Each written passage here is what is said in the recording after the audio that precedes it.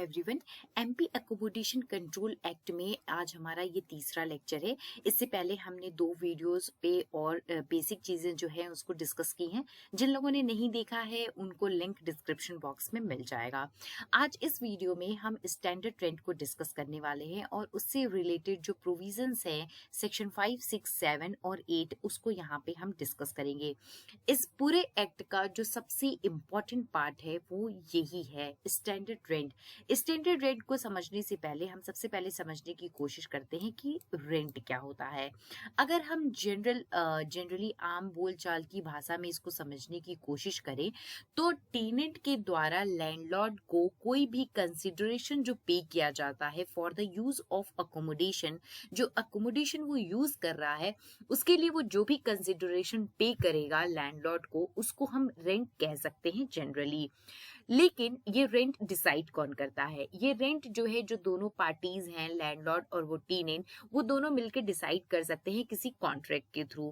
पर बात ये आ जाती है कि जो यहाँ पे रेंट होगा वो रेंट डिसाइड करने के पैरामीटर क्या होंगे, ग्राउंड क्या होंगे, किस ग्राउंड पे डिसाइड किया जाएगा कि ये जो रेंट है वो रीजनेबल है, ये जो रेंट है वो सही है, किसी एक पर्टिकुलर प्रीमिसेस के हिसाब से वो चीज बिल्कुल रीजनेबल है। इसीलिए यहाँ पे देखिए रेंट वर्ड को तो नहीं डिफाइन किया गया है, लेकिन स्टैंडर्ड रेंट का जो वर्ड है वो डिफाइन किया गया है। तो आइए स्टैंडर्ड रेंट को देखते हैं। स्टैंडर्ड रेंट आपको नाम से ही क्लियर हो रहा होगा कि कोई भी एक एवरेज और रीजनेबल रेंट जो एक पर्टिकुलर प्रीमिसेस के एरिया को देख करके कि वो किस एरिया में है, किस लोकेशन में है, या उसकी कंडीशन कैसी है, उसके साथ क्या क्या अकोमोडेशन दिए गए हैं जो टेनेंट है उसके बेनिफिट के लिए, उसके एंजॉयमेंट के लिए, उसके यूज के लिए, इन सब चीजों को देख करके ग्राउंड पे जो रेंट, एक रीजनेबल रेंट डिसाइड किया जाए उसको हम स्टैंडर्ड रेंट कह सकते हैं। अब सेक्शन 2H को देख लीजिए जहां पे स्टैंडर्ड रेंट को डिफाइन किया गया है। तो यहाँ पे बताया गया है कि जो सेक्शन 7 में स्टैंडर्ड रेंट को डिफाइन किया गया है वो, और जो सेक्शन 8 में रेंट इंक्रीज की जाती है, स्टैंडर्ड रेंट इंक्रीज की जाती है, वो इंक्रीज्ड रेंट, ये सेक्शन 2H में इतना ही दिया गया है। तो हम सेक्शन 7 और 8 इनको डिटेल में डिस्कस करेंगे। उससे पहले मैं आपके साथ यहाँ पे सेक्शन 5 और 6 को डिस्कस कर देती हूँ क्योंकि वो दोनों भी इंपॉर्टेंट है और स्टैंडर्ड रेंट से रिलेटेड है। सेक्शन 5 को आप इस पूरे बेयर लैंग्वेज को यहाँ पे पढ़ेंगे तो आपको ये चीज क्लियर हो जाएगी कि सेक्शन 5 जो है वो एक तरह का रेस्ट्रिक्शन लगा रहा है। किस चीज का रेस्ट्रिक्शन? कि जो स्टैंडर्ड रेंट डिसाइड हो चुका है उससे एक्सेस में कोई क्लेम नहीं कर सकता है। जितना स्टैंडर्ड रेंट डिसाइड हुआ है उससे ज्यादा किसी को कुछ पे नहीं करना है, ना दिया जा सकता है ना लिया जा सकता है। स्टैंडर्ड रेंट जो है इवन सेक्शन 10 में रेंट कंट्रोलिंग अथॉरिटी जो है उसको भी वहां पे ऑथोराइज किया गया है कि वो स्टैंडर्ड रेंट को डिसाइड कर सकता है। और स्टैंडर्ड रेंट डिसाइड करने के मैंने आपको बता ही दिए कि कुछ ग्राउंड्स होते हैं। तो अगर वो एक बार डिसाइड हो गया तो उसके एक्सेस में क्लेम नहीं किया जा सकता है। सेक्शन 6 को देखिए तो यहाँ पे भी रेस्ट्रिक्शन लगाए गए हैं, अलग फॉर्म में रेस्ट्रिक्शंस लगाए गए हैं कि किसी भी अकोमोडेशन से रिलेटेड अगर कोई सब टेनेंसी है, सब टेनेंट क्या होता है वो मैंने लास्ट वीडियो में डिस्कस किया था आपके साथ, या टेनेंसी की कॉन्टिन्यूएसी की बात है, रिन्यूअल और ग्रांट की बात है, तो उससे रिलेटेड कोई भी प्रीमियम और पगड़ी नहीं ली जाएगी। पगड़ी एक बहुत ही कॉमन वर्ड है और बहुत प्रिवलेंट है बहुत सारी एरियाज में कि किसी को भी आप जब देखते हैं कोई बिल्डिंग या लैंड देते हैं रेंट पे तो कहते हैं कि आपको इतना पगड़ी देना होगा, वो पूरा ऑल ओवर एक मनी होता है, एक साथ इकट्ठा उतना देना होता है। लेकिन मैं आपको यहाँ पे बता दूं कि जो पगड़ी है वो लीगली वैलिड नहीं है, उसका लॉ में कुछ ऐसा नहीं दिया गया है कि वो लीगल है, तो जो भी पगड़ी लेते हैं या देते हैं वो पूरी तरह से इलीगल है। तो यहाँ पे भी इस चीज को पूरी तरह से रेस्ट्रिक्ट किया गया है। सेकेंड चीज आप देखिए, सब क्लॉज जो बी है वो ये कहता है कि बिना रेंट कंट्रोलिंग अथॉरिटी के परमिशन के बिना कोई भी लैंडलॉर्ड उस अकोमोडेशन का 1 महीने से ज्यादा का रेंट एडवांस में नहीं ले सकता है। मतलब कि आप 1 महीने का तो एडवांस में ले सकते हैं, अगर उससे ज्यादा का एडवांस में लेना है तो आपको रेंट कंट्रोलिंग अथॉरिटी का परमिशन लेना होगा। तो सेक्शन 5 और 6 अलग अलग तरह से रेस्ट्रिक्शंस लगाते हैं कि स्टैंडर्ड रेंट के एक्सेस में आप कोई चीज रिसीव या क्लेम नहीं कर सकते हैं। अब आ जाइए सेक्शन 7 पे। सेक्शन 2H के अकॉर्डिंग जो स्टैंडर्ड रेंट रेफर की गई है सेक्शन 7 में। तो चलिए सेक्शन 7 को देखते हैं। हालांकि मैंने अभी आपको यहाँ पे बता ही दिया कि स्टैंडर्ड रेंट क्या हो सकता है, वही चीज 7 में दी गई है कि कोई भी रीजनेबल एनुअल रेंट या फेयर रेंट जो किसी कॉम्पिटेंट अथॉरिटी के द्वारा डिसाइड की जाए। और ये कैसे रीजनेबल और फेयर हो सकती है मैंने आपको बता ही दिया। इसके लिए कुछ ग्राउंड्स होते हैं जिनको देख करके वो रेंट डिसाइड किया जाता है। अब आ जाइए इसके क्लॉज 2 पे। यहाँ पे कहा गया है कि अगर अकोमोडेशन जो है वो 1 जनवरी के पहले दिया गया है और जो रीजनेबल एनुअल या फेयर रेंट है वो फिक्स्ड नहीं है, तो वहां पे वो चीज म्युनिसिपल असेसमेंट रजिस्ट्रेशन के अकॉर्डिंग फिक्स की जाएगी, या वो रियलाइज्ड होती है 1 जनवरी 1948 को, दोनों में से जो कम है उसके हिसाब से वो चीज वहां पे डिसाइड कर दी जाएगी। और अगर अकोमोडेशन नहीं दिया गया है 1 जनवरी 1948 के पहले, तो वहां पे भी जो रेंट है उस अकोमोडेशन का वो वही होगा जो म्युनिसिपल असेसमेंट रजिस्टर में शो किया गया है। ये प्रीलिम्स के लिए थोड़ा सा इंपॉर्टेंट हो जाता है कि म्युनिसिपल असेसमेंट रजिस्टर जो है वो आपसे पूछा जा सकता है कि किसके हिसाब से वहां पे अकोमोडेशन फिक्स किया जाएगा।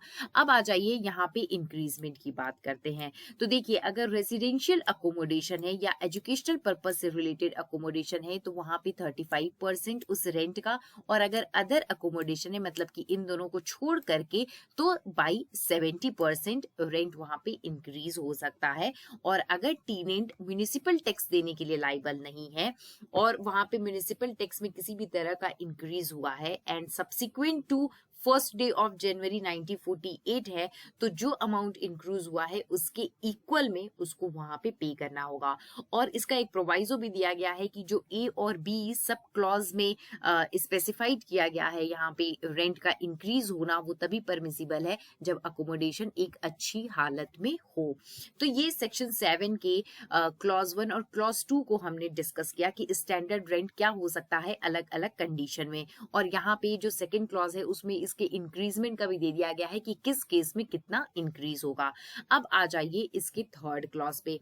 थर्ड क्लॉज में कहा गया है कि अगर 1 और 2 में अकोमोडेशन फॉल नहीं करता है, अगर उस दो कंडीशन में, तो फिर क्या होगा। और यहाँ पे इसको दो कैटेगरीज में डिवाइड कर दिया गया है।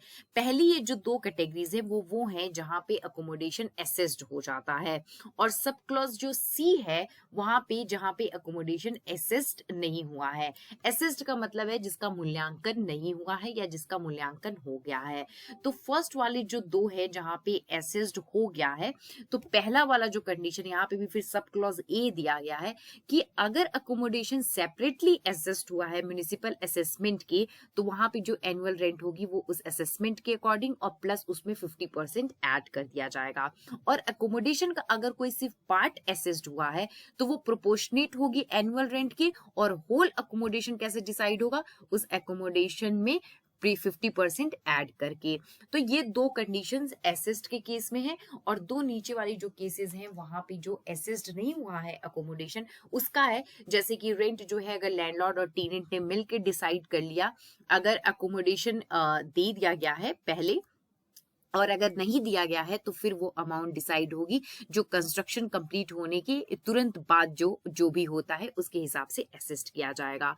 और जो दूसरा वाला है यहाँ पे क्लॉज, वो ये कहता है कि एनुअल रेंट जो है वो एनुअल पेमेंट ऑफ अमाउंट जो इक्वल होगा 6 and 3/4% पर एनम है, यहाँ पे ध्यान रखिएगा।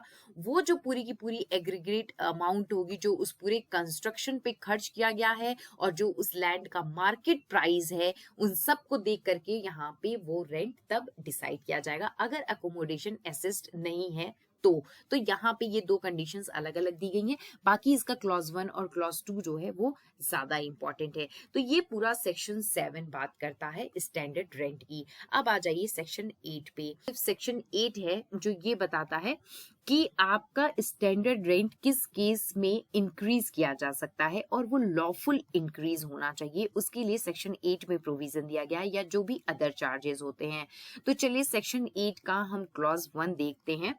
यहाँ पे क्या है कि अगर लैंडलॉर्ड जो है वो टेनेंट के अप्रूवल, रिटन अप्रूवल या रेंट कंट्रोलिंग अथॉरिटी के रिटन अप्रूवल के साथ कोई भी एक्सपेंडिचर खर्च इनकर्ड करता है किसी इम्प्रूवमेंट पे, जैसे मान लीजिए कि उस लैंड उस बिल्डिंग में कुछ टूट फूट गया है, उसको ठीक करा रहा है, कोई एडिशन है, कुछ नया बनवा रहा है, या कोई भी स्ट्रक्चरल ऑल्टरेशन करवा रहा है उस अकोमोडेशन में, तो उसके ऊपर उसका जो भी एक्सपेंडिचर होगा, तो यहाँ पे आप ये वाली लाइन ध्यान से पढ़िए कि उस इम्प्रूवमेंट, एडिशन और ऑल्टरेशन को कंसीडर नहीं किया जाएगा उस एकोमोडेशन का रेंट डिसाइड करने के लिए।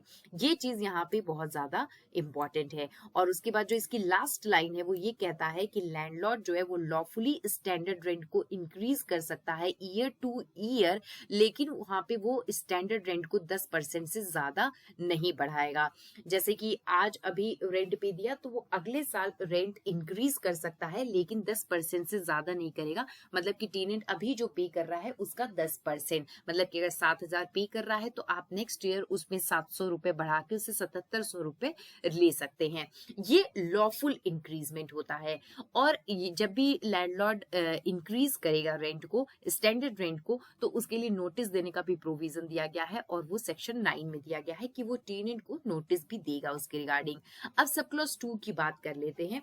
तो देखिए, अगर उस अकोमोडेशन से रिलेटेड जो भी इलेक्ट्रिसिटी और वाटर है जो टेनेंट कंज्यूम कर रहा है, और जनरली उसका जो पेमेंट है वो टेनेंट को ही करना रहता है कि जितना वो कंज्यूम करेगा उतना वो पे करेगा, और उस इलेक्ट्रिसिटी और वाटर का जो चार्ज है वहां की लोकल अथॉरिटीज डिसाइड करती हैं अपने अपने एरिया के हिसाब से।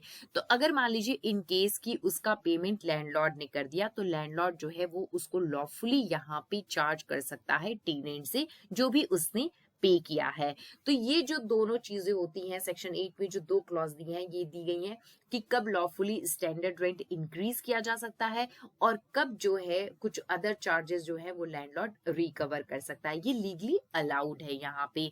और इससे रिलेटेड मैंने आपको बता दिया कि नोटिस भी देना होता है टेनेंट को अगर इंक्रीज करता है वो रेंट को, वो सेक्शन 9 में प्रोविजन दिया गया है। Thank you.